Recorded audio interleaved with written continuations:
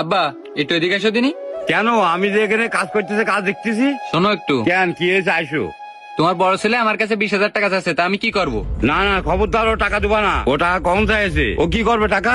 আব্বা চাইছে কালকে সন্ধ্যেবেলায়, আমি বলিলাম যে সকালে অফিসে যাওয়ার সময় আব্বার কাছে দিয়ে যাবা না। না, আব্বার কাছে টাকা দেওয়া লাগবে না তো। টাকা কি করবো? আব্বা ওর নাকি বন্যা সব আবাদ ঘাট নষ্ট হয়ে গেছে, তাই এবার নতুন করে আবাদ করবে, সেই জন্যই টাকা চাচ্ছে। হাজার হলেও বড় ভাই মুখ ফুটে চাই ফেলা হয়েছে, এখন দিই, পরে দরকার হয় তুমি নিয়ে নে।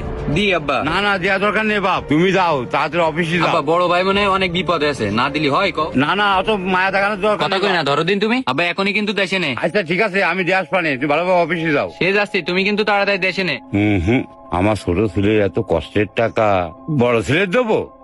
তা হবে না। 5,000 টাকা দিয়ে আসবো, আর 15,000 টাকা আমার ছোট ছেলের পরে আমি ব্যাগ দিয়ে দেবো।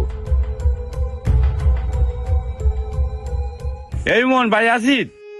কি ব্যাপার, বাড়ি কেউ নেই? ইমন? কে?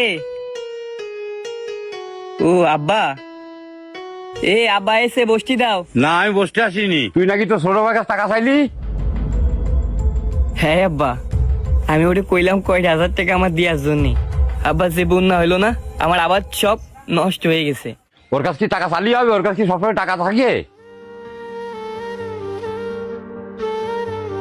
না আব্বা, আমি তো ওরে বলিনি যে দিতেই হবে।